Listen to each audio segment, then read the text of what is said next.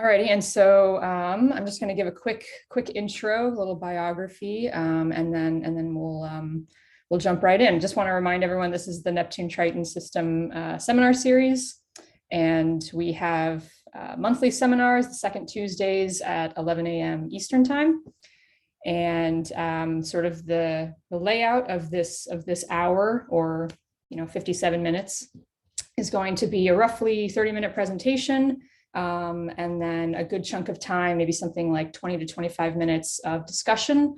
So I want to just remind people that this is very much a conversation rather than, question, answer. So feel free to, unmute yourself. Candy even said that, she'd be happy for people to unmute themselves in the middle of the presentation to ask a question if they'd like. So definitely treating this as very much of a discussion, of an interactive type of seminar series. So I'll get into it now. So Dr. Candy Hansen received her PhD from the University of California, Los Angeles, while working on the Voyager imaging team and the Cassini ultraviolet imaging spectrograph, or UVIS, investigation team at JPL, both of which involved planning and analyzing satellite data. She's served as the Cassini UVIS co-investigator and the deputy principal investigator for the HiRISE instrument on the Mars Reconnaissance Orbiter.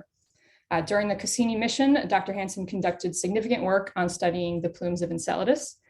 She's currently a co-investigator on the Juno mission, and she led the development and operation of JunoCam. Dr. Hansen is now a senior scientist at the Planetary Science Institute.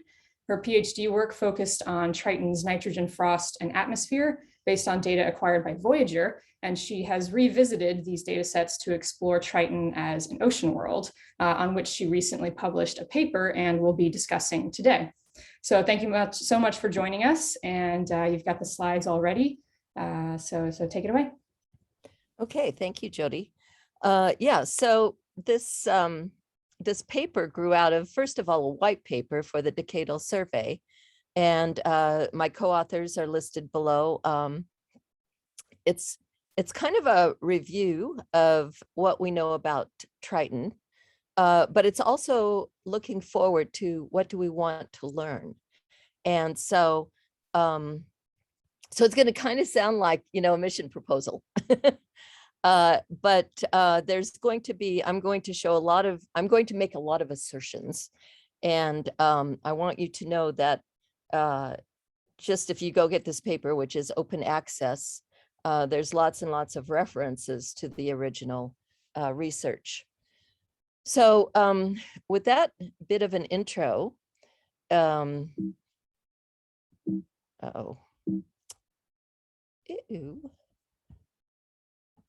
Okay. Why are we even, kind of thinking about Triton now? I am going to assert that there's been a big shift in our perspective on Triton due to learning more about ocean worlds and the sort of dawning realization that Triton is likely to be an ocean world.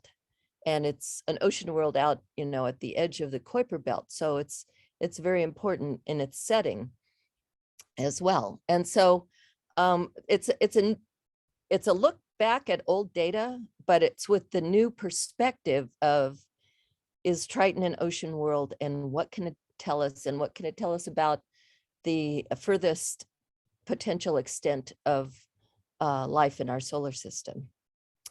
So just a reminder, this is the best mosaic that we have of Triton's surface. The bright area at the bottom, I don't know if you can see my cursor, but this sort of looks like the scraggly edge of a polar cap. It's probably isn't, but we have this southern hemisphere sort of bright terrain. And then in terms of color, there's a transitional zone. In terms of geology, we have these very unique features like the cantaloupe terrain, which looks for all the world like the skin of a cantaloupe.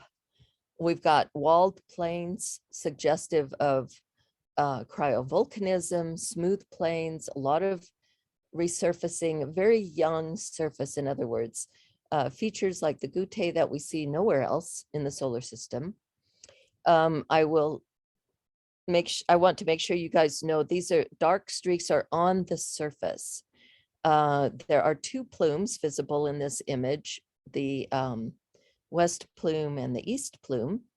And I've got Mahalani outlined up here at the top in the insert. All the rest of these streaks are on the surface, and we assume that they're from previous eruptions. So the question is, could Triton be an ocean world? And so what I'm showing is some work by Francis Nimmo and John Spencer. And this is a model that shows that indeed here at this point in time, it could very well be the case that there's an ice shell on top of a liquid ocean on top of a rocky core. So why do we think all this? Well, for one thing, Triton's in an inclined retrograde orbit, and I think it's pretty much accepted common wisdom now that it's a captured Kuiper belt object, and the heat of the tremendous energy released in that moment would have helped Triton to differentiate. The surface age, and this is one of the newer things that was not really well understood at the time of Voyager's flyby, but the surface age is most likely less than 100 million years old, possibly less than 10 million. And so if you captured Triton 4 billion years ago, that original heat is not likely to explain the current youthful surface. And it's fairly unlikely that it's a recent capture. So there's that. And that's kind of a newer realization. Now, what's in this ocean? Well, there could be, a lot of species that would slow down any kind of refreezing. There's certainly going to be radionuclide heating coming from the core, especially, if it's a chondritic core. There could be ammonia in the water, salts. And so there's lots of reasons to believe there could be this liquid layer. And then furthermore, so Triton's orbit now is circular, but it's inclined and Neptune's oblique. And so you could get obliquity tides that could maintain the ocean by supplying the necessary energy today. So what would you like to do if you had a future mission to Triton? You'd like to determine the moment of inertia. You'd like to detect a magnetic field. You'd like to determine the salinity of that liquid layer. You'd love to know the thickness of the ice shell. Voyager's flyby was at a distance of 40,000 kilometers. So we were way too far away to detect any kind of an intrinsic or even induced magnetic field. Okay, if you guys are putting questions in the chat, I'm not going to see them. If you're talking about me, that's okay, I don't care. Yeah, feel free to unmute yourself if you'd like to ask a question. Candy said that's totally fine. Yeah. Hey, Candy. Yes. Michael here. I was just wondering naively, because I don't know anything about that, how do we know that a recent capture is unlikely? Because in the early solar system, when things were still moving around, there was the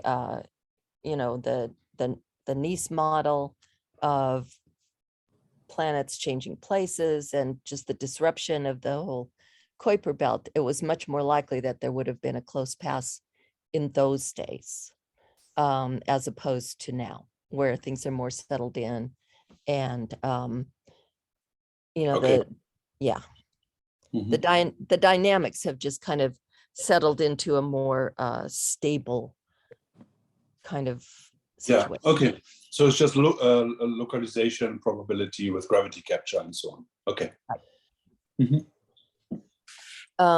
Okay, and so going on, it's very apparent from the images that this is a young surface. There are a few craters. You can see some craters here on the leftmost image over the Goutte. But then, in the walled plains, here's a single crater right here. In the cantaloupe terrain, it's really hard to find evidence of any of them. And so I've put in I like to use this definition of cryovolcanism just so that, everybody has sort of the same definition, because I know there's different thoughts about what that really is. But it seems like Triton could very well be the poster child for cryovolcanism. It's got this young surface, obviously modified by endogenic processes, whatever diapirism, for example, might have formed the cantaloupe terrain. The ring patera resemble terrestrial calderas. Maybe this walled plain is a collapsed caldera that was filled with low viscosity magma. And in fact, this particular feature looks a lot like what you see on Io, where we know positively that it's volcanic in origin. So this suggests, anyway, that there has been a communication between the surface and the subsurface liquid reservoirs. And plausibly, because of the youthful age of this surface, plausibly that has persisted into current times. So what would you like to do with your next mission? Well, you'd like to get higher resolution. Most of the Voyager data was taken at about 1 kilometer or poorer resolution. So you'd like higher resolution. You'd like to really be able to map the morphology. Getting the global stress patterns is going to tell you quite a bit. As I'll get to in a minute, a lot of Triton was not even visible to Voyager because it was in polar night. So, and composition, and I'm going to come to composition next, I think, because it's incredibly important. So one of the things that Voyager lacked was a near-infrared spectrometer. So unfortunately, we don't know the composition of different terrain units. We know this sort of global composition from ground-based spectra. And so that we know, for example, that Triton's volatiles include nitrogen, methane, carbon monoxide.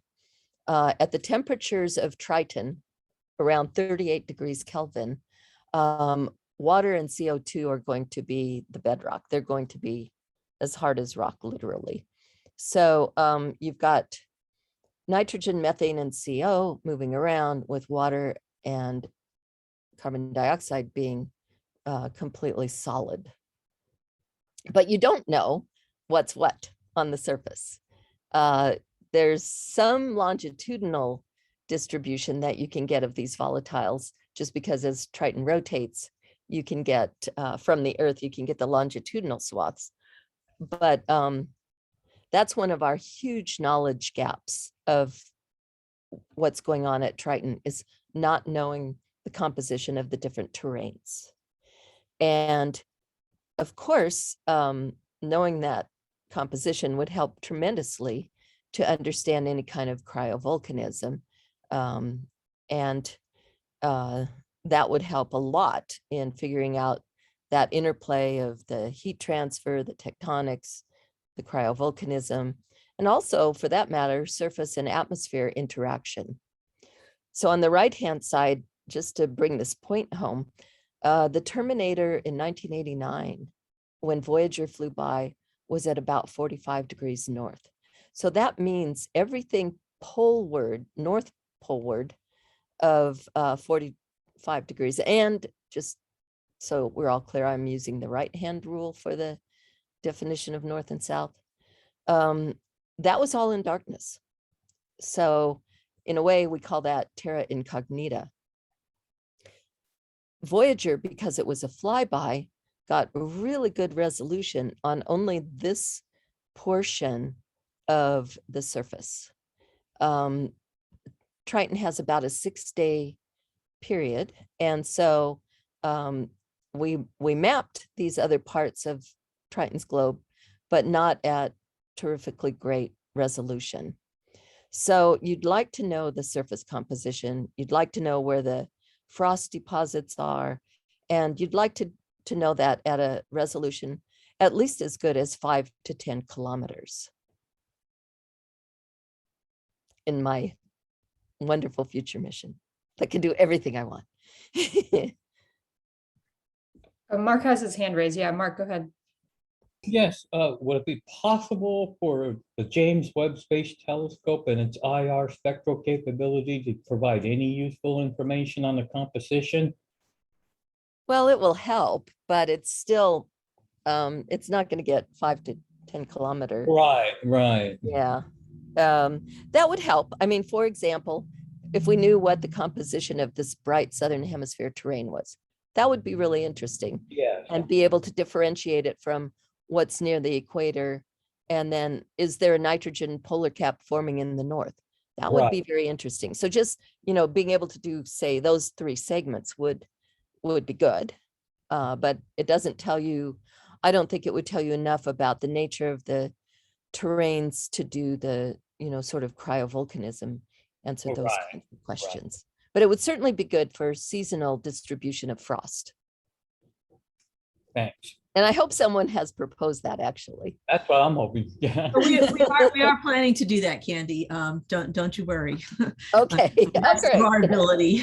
It'll be comparable to sort of the Hubble images of Pluto, and you probably have it in your mind's eye what those look like. Yeah. And that was hard to do, so it'll be challenging. But Candy's right. It'll be a little bit of information. Yeah, it'll help. It'll be helpful. And in fact, that's a good lead in to this slide. So when Voyager flew by, so as it turns out, getting ahead of myself here, the pattern of the subsolar latitude on Triton repeats about every 640 years ago, because it's a beat between the inclination of Triton's orbit, the obliquity of Neptune, and all of that kind of plays together into a pattern that only repeats every 640 or so years. And as it turns out, here's 1989 marked here on my little graphic. That's when Voyager flew by. So the subsolar latitude was 45 degrees south. It was extreme southern spring. You can see the sun hadn't been that far south since somewhere in the 1300s back here. And likewise, it was coming from a rather northward excursion the previous season. So here we are now in 2021. The sun has rounded the bend. That happened in 2001, I believe. And now is the subsolar latitude is headed back towards the equator. So the thing that I did for my dissertation was to model what does the nitrogen do, because it's very volatile, even at 38 degrees Kelvin, from the pressure and the temperature of the surface ices. We can assert that the Triton's nitrogen atmosphere is in vapor pressure equilibrium with the surface ices. And so, but nitrogen being as volatile as it is, it will sublime and it will condense seasonally, even at these low temperatures. And so you expect the pressure of the atmosphere to vary. And you also expect CO and methane to migrate seasonally, even though they're not quite as volatile as nitrogen. And so all of that is controlled by the insolation, because it's all about energy balance. Another interesting thing about that is that you expect to see winds, even though it's this very tenuous 1.4 pascals atmosphere. You do expect to see winds, and in fact, the atmospheric motion can be modeled, and it's consistent with the orientation fans on the surface, that you have So the South Pole is somewhere around here. We're looking at the, it's a foreshortened view of the Northern Hemisphere up here. Anyway, so as you have nitrogen subliming from the South Pole, move towards the cold North Pole, but it will get turned by Coriolis forces. And so this orientation of the fans is really just what you would expect.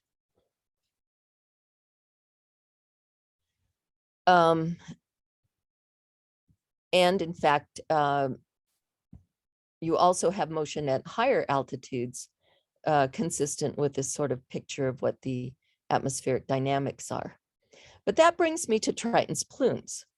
So the number of plumes erupting, imaged by Voyager, the estimates range from 2 to about 14. 2 are certain.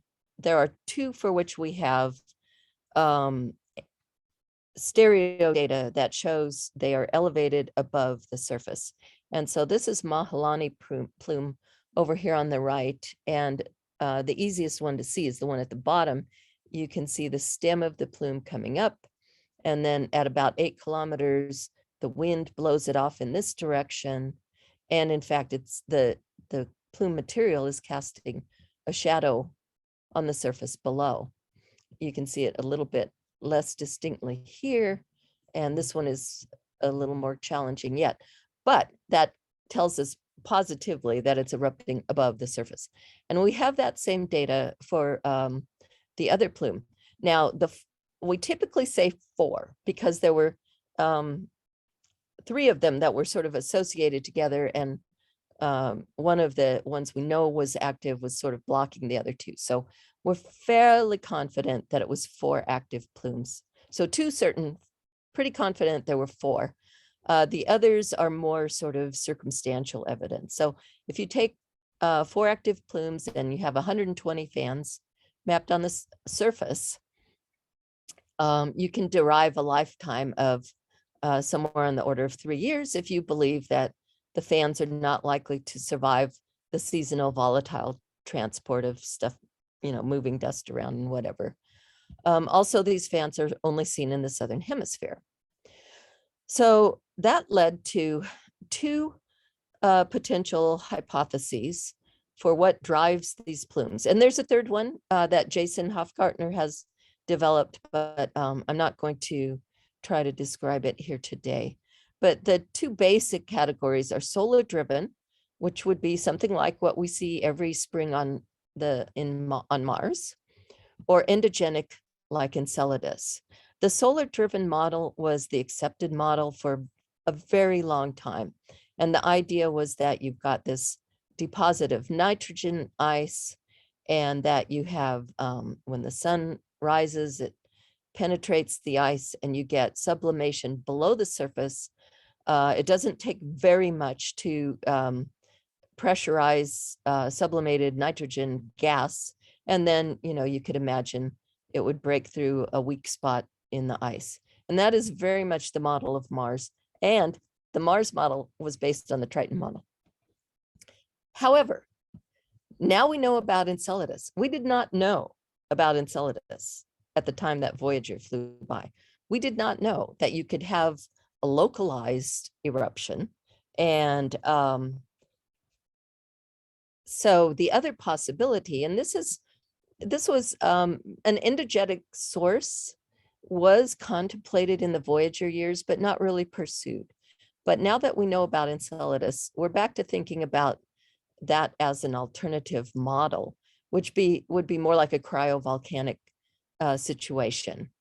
And the really interesting thing about these 2 different possibilities is the question of what volatile reservoir do they access? Because if you're accessing that liquid layer, that could be incredibly interesting. And so you want to image the surface and you want to look for new and old plumes. There's some really actually pretty easy tests that can be carried out. Going on to the atmosphere could be a source of a lot of organics. We did detect a haze, a discontinuous haze layer at about 30 kilometers altitude in the Voyager images. You do have methane in the atmosphere, so you could produce hazes, that's expected.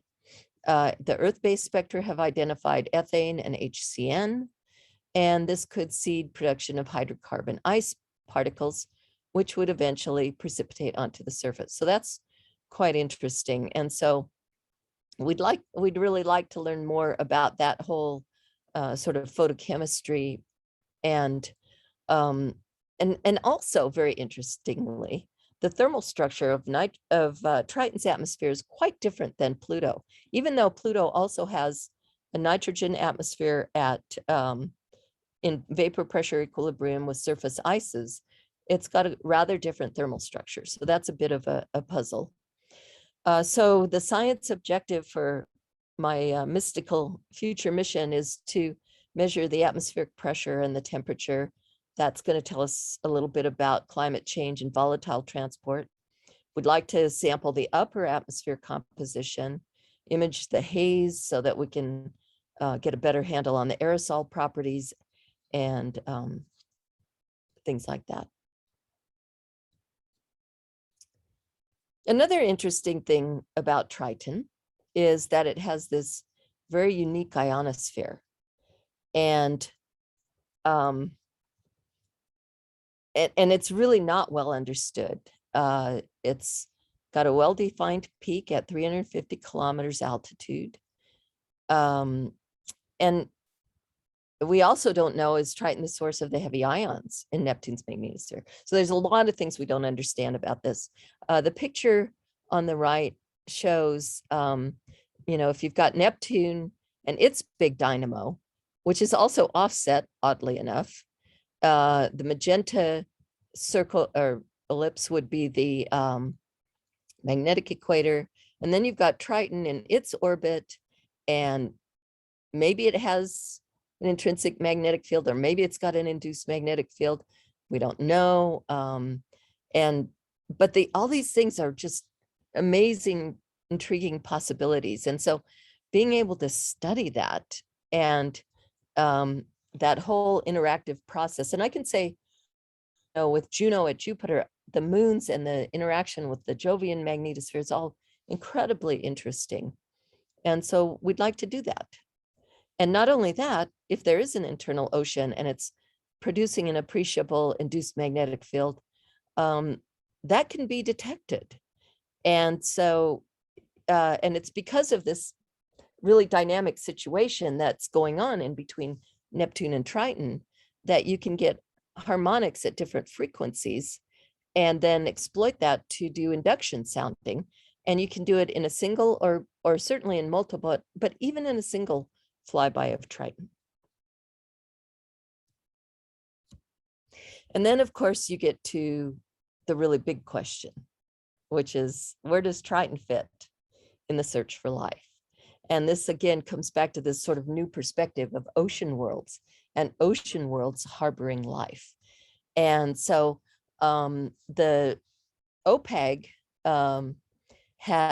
put together a group called ROW to produce a roadmap to ocean worlds and studying this question of the existence of ocean worlds and the properties of ocean worlds and whether or not they're habitable and then whether or not they are inhabited.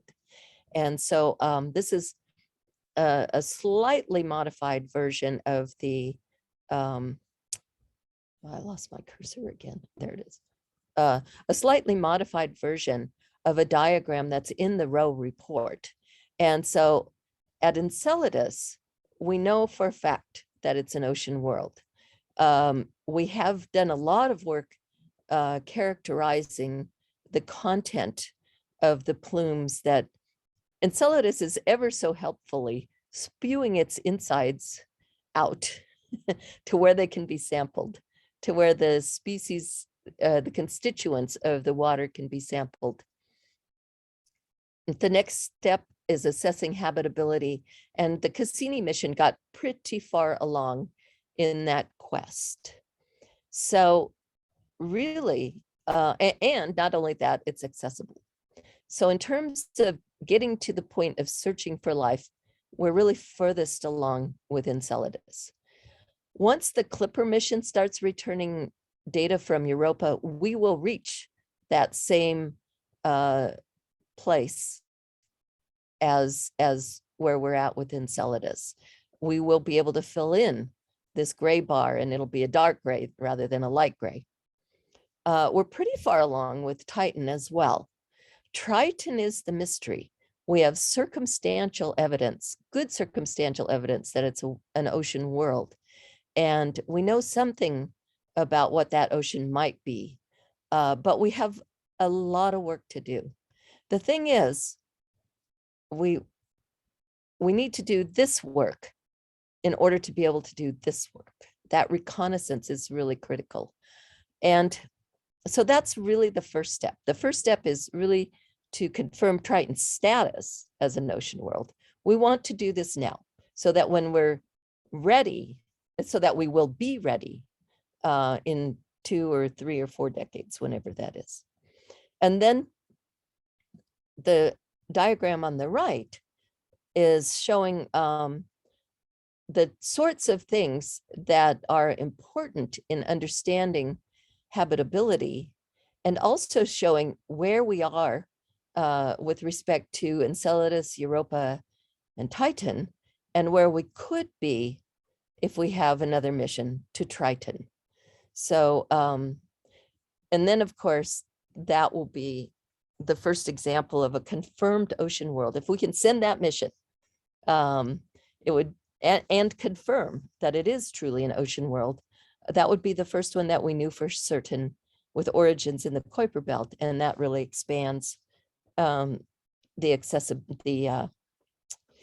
sort of habitable zone, if you will. So just to do a little thought process, and this is what if, really in bold letters, even though I only put it in orange, it should be bold. What if Triton's an ocean world? So we expect it to be differentiated. We expect there to be radiogenic heating. We expect obliquity tides. But how big are these numbers for the core and the mantle and the ocean and the ice shell? These are numbers based on the work from Nimmo and Spencer. And what if, big, bold, the plumes access the subsurface ocean? So we've already said the first what if. Now the second what if.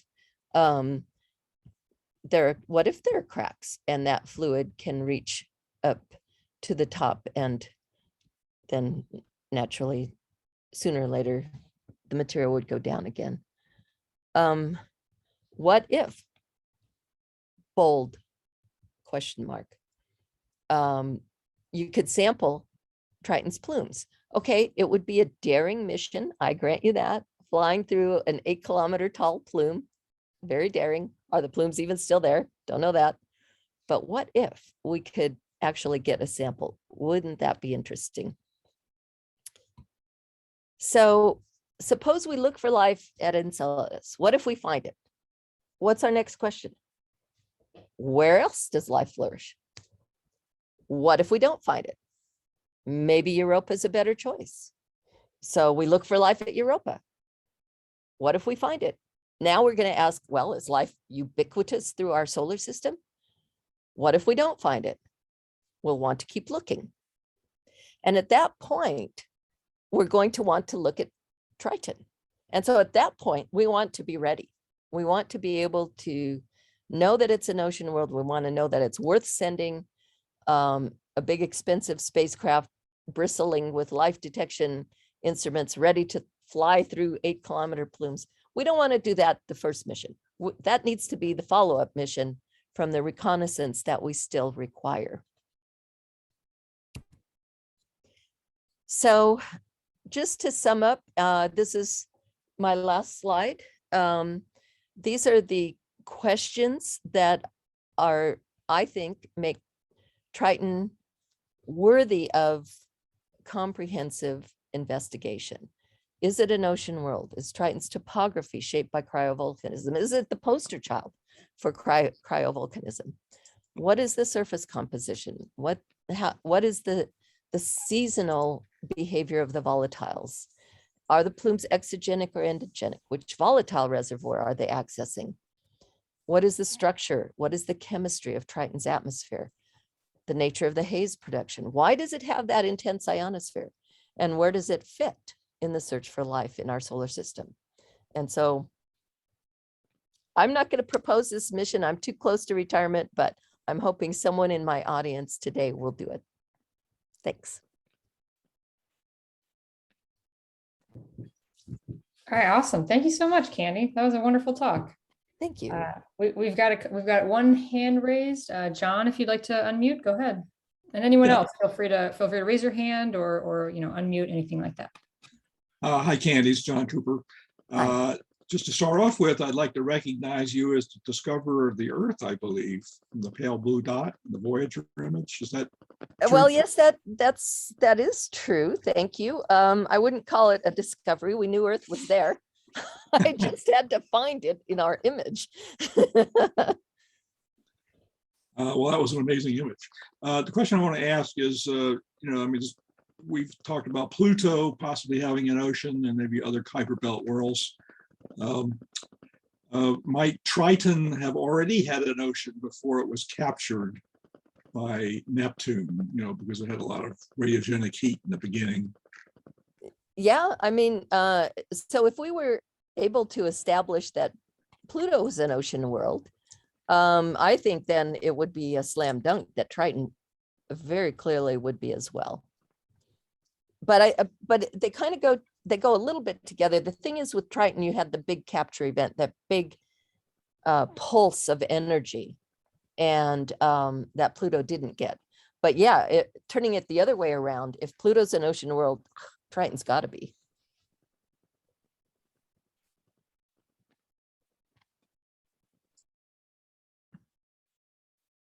Yeah, Heidi, go ahead. Hi, Candy. One thing I've wondered about these plumes, and maybe you know the answer, why are they so highly collimated? Why don't they disperse, And I mean, I know they do once they get to however many kilometers up, but why are they so collimated like that?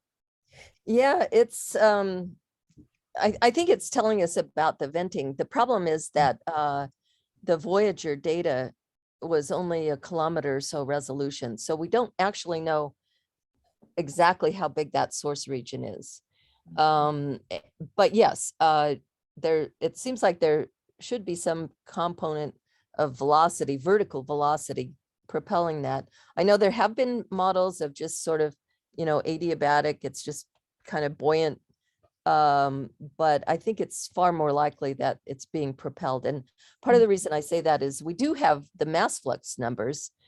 It's interesting because that's the fact that it cast a shadow, that once that plume turned over at 8 kilometers, cast a shadow on the surface, allows you to do some calculations on just how much mass is in the plume that it can actually block the sunlight and cast a shadow. And to get that kind of mass flux, I think you need to be propelling it. It can't just be buoyantly going up in the air. Interesting. Thanks. I think John Cooper, you have your hand up, but let me know if you have another questions or if it's just still up. Thanks. Okay. All righty. There's a couple questions in the chat. So if people want to, raise their hand and ask their question, definitely feel free to. If not, then I can read your question. So let's see. I think we've got one that's if life is not found at Europa or Enceladus, why do we think that even further out from the sun, like at Triton, there may be detectable life? I don't know that. I would say it makes it more likely, but I would say we're just going to keep searching. I really feel like we're just going to keep searching because it's such an important question. Or maybe we'll give up, but I don't think we will. I don't think so. No, I don't think so. Even if we don't find it at all 3, I mean, I feel like we'll keep looking. We'll keep looking. Yeah, we'll keep looking. Okay, I think, let's see, Al, you've got your hand up? Yeah, go ahead. Is there, what's the potential reason for caldera formation on Triton? Is that due to the movement of material underneath, or can be subduction of surface material? Okay, I'm not totally sure. The color? Why do we have the different colors? Looks like caldera formation. I'm reading. Oh, caldera. Yes, yes, caldera. The well, yeah, that's the idea, that you have these sort of slushy ices, right? That if you mix ammonia and water and it's the least bit warm, then it's more slushy. And so then it's going to start behaving more like your magma. But because it's so cold, you're only going to get magma with the most sort of volatile of these species. But that's the idea, is that the mechanics is like volcanism, like we know on, say, Io, but that the material are the volatile slushy things with methane and ammonia and maybe CH3OH, which is, someone help me here.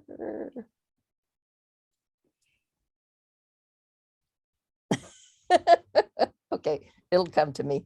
But anyway, that's the idea, and it's Methanol, CH3OH. methanol. Is Yeah. it methanol? Okay, methanol. It's methanol. Anyway, so we look at the morphology of these features, and the morphology is suggestive of the cryovolcanism. Oh, one more thing I forgot to mention: the relief on Triton is only at most about 1 kilometer. So there's not the big mountain ranges. There's nothing stiff, so to speak. So that's another kind of a clue.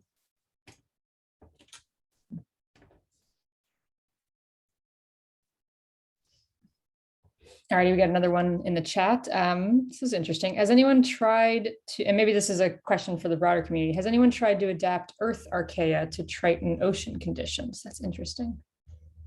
Oh, I don't know. Maybe someone else on the line can answer that question.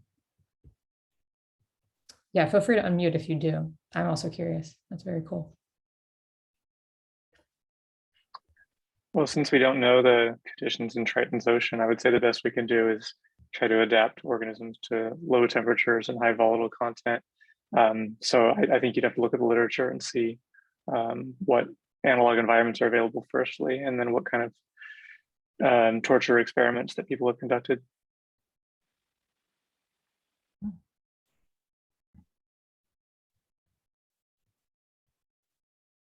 All right. Yeah. And again, feel free to raise your hand, unmute, anything you'd like to do to ask a question, or I can read them from the chat. We've got one more in the chat. And I'm worried I'm going to mispronounce this word. Can you explain what goutte? I think you said it, but I'm forgetting how it was pronounced. Can you explain what goutte are and how they may form? Is that how you pronounce it? Oh gosh, that's a really good question. Let me see if I can go back. The quick answer is we don't know. Because they're really sort of unique to Triton. I mean, it's this, it looks kind of like a toadstool, this one actually in particular, and then you've got this lighter halo around it, or maybe it's a deposit around it. This is similar, except not so toadstool looking, with the bright terrain around it. And so it's probably, maybe because these are darker, the frost migrates and forms this halo. We do see that kind of on Mars sometimes, but what is the dark stuff in the middle? Nobody knows. It would be very helpful to know the composition to try to figure out, how they formed. Candy? Yes. Have you thought about if the dark stuff is maybe simply a visual thing, that the ice gains a more transparent structure due to some kind of warming effect in the center of this event? Yeah, I mean, that's why I'm saying that frost could migrate away just because the center is warmer, because it's darker. But it's, and I mean, you could say, oh my gosh, it's just the stretch you put on this image that is really making it seem more contrasty. I mean, but the bottom line is we just really don't know for certain. Well, nevertheless, of the stretch in absolute terms, yes, we don't, maybe from the photo, we don't understand how dark it is, but it is darker than the surrounding material. Right. So if the surrounding material is like aged nitrogen ice, you know, lots of internal cracks and whatever, is less transparent. So I was just thinking that the dark stuff is something that we see underneath because this heating event created a more clean nitrogen ice, transparent. Oh, yeah. I mean, somebody in the chat was saying, could these be turned into hypotheses? And yes, certainly. I mean, if you wanted to write this proposal, obviously you're going to have to pose hypotheses. You're going to have to describe the tests for each hypothesis. And then you're going to have a science traceability matrix, and you're going to have to develop a payload. I mean, these are suggestions of, you know, kind of what my wish list would be. But certainly to write a mission proposal, it would take all of that kind of disciplinary work.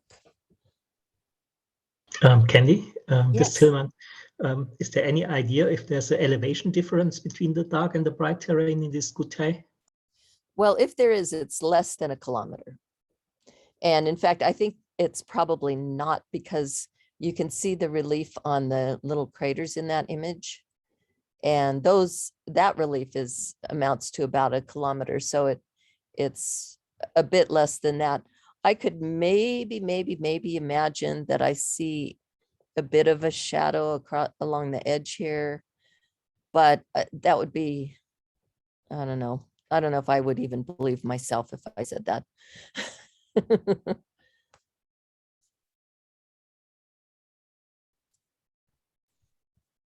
I think, yeah, Heidi, go ahead. Yeah, Candy. I wanted to return to the atmosphere for a moment. And one thing you didn't mention was the occultation observations that have been made from the ground that have shown time variability, at least in the temperature. And I know you've thought about this a lot. So is there a window a time window that we might have to be thinking about for Triton? Do we have any insight into that? Well, the fortunate thing about Triton is it's not like Pluto in that it never, gets so far from the sun that the atmosphere could condense entirely. But yeah, we do expect from models anyway that the pressure, will go up and down with the seasons, similar to Mars, maybe with a even higher magnitude. And there has been some recent work by one of Bruno Siccardi's students looking at the occultations that we have had in the last 40 years. And there's a bit of a difference, but not huge, actually. So it appears that there's not a huge cycle of condensation and sublimation. And that, in fact, we're kind of back to almost back to where it was at the Voyager days. So it went up a little and now it's back. So I think that, that's worthy of, in fact, there's a new paper out by Tanguy Bertrand et al. And that's definitely worth a read because it goes into these most recent results and what they might mean. Great, thanks. I didn't know about that. I'll track it down. Thanks. Yeah. I think Tanguy even posted a link to that paper, I want to say, maybe just earlier in the chat. Oh, okay. I think that's what it was about. I think it was if so, feel free to repost it, Tanguy, if you're still on the line, because I'm not actually finding it right now. But I think yeah, okay, I can repost it. Thank you. Sure. I posted also the paper from Joanna that Andy was mentioning. Yes. Okay. So, and I think Al, you have your hand up. Was that still left over? Is this a new comment question you'd like to unmute for? Okay. Yeah, any other questions or comments or any discussion, feel free to unmute. Oh, I just want to highlight a comment from Bill McKinnon, which is, Sure. with modern CCDs, you could image parts of Triton in Neptune shine and do quite well in terms of resolution, even in Neptune shine. But we could not do that with our old Voyager Vidicons. They just didn't have the sensitivity that you need.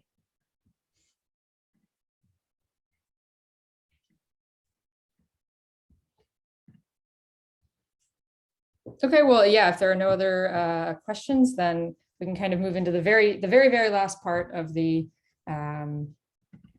this sort of seminar series. So in the very last 5 minutes or so, as is custom, I sort of throw up a slide of kind of community news, things of interest to people that might be on this call, people that are in this community, just to kind of round things out, and for a place to make sure that this sort of seminar series serves as a place for the community to stay together and to stay informed. So I will flash that up now. Let's see if I can find that. And so the main thing, if everyone can see that, is just that we have, in a month from now, we've got Dr. Mandy Bethkenhagen talking about, simulations and experiments on the interior structure of Neptune. And so I'm going to post that in the chat. So this is the link for this seminar series. So you can stay informed there. You'll get registration reminders, and you can also register for the individual seminars there. Registration closes a day in advance of the seminar, so make sure you get your registrations in. And there's a few other things happening in the community. I can sort of copy paste this into the chat, and you can sort of browse at your leisure. For the most part, though, if anyone has anything that you'd like to add to this, if you have like a postdoc listing, or if you have a conference that you're hosting that's coming up and you'd like it to be on this slide for everyone to see, then definitely reach out to me, send me an email, and I can add it to the list. So at least for now, I'll sort of copy these into the chat so that people have access to them. And if you have any questions about any of them, let me know. I kind of wanted to end things a few minutes early so that people had a chance to, get to their next meetings or, refill their coffee and water and stuff like that. But if anyone has any more questions for Candy, feel free to unmute. And yeah, I'm looking forward to seeing everyone at the next seminar series, March 8th. So thank you all so much.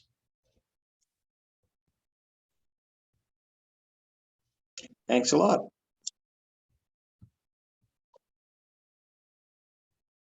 Thank you for all the nice comments in the chat too. Thanks for the talk, Candy. Bye-bye. Yeah, I'm here. Yeah, I was wondering, one thing we didn't have questions about. Is there any ideas about the Cantaloupe terrain on what's making up that structure?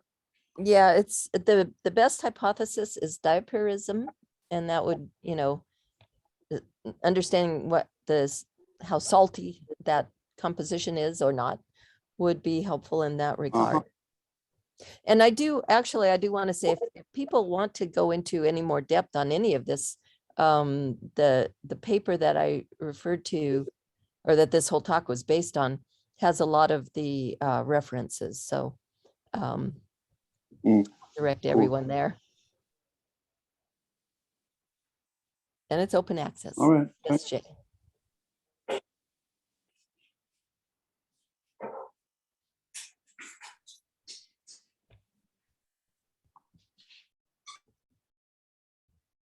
Alrighty, well, unless there are no other questions, then I'll kind of close this this Zoom room out, if that's all right with everyone. And yeah, again, Candy, thank you so much for this incredible talk. And thank you all so much for coming. And I'll see you all next month. And I'll post the recording on the website for folks to be able to see. It'll be up in the next week or so. So yeah, thank you all so much. Bye, everybody. Bye, everyone. Thanks very much. All right.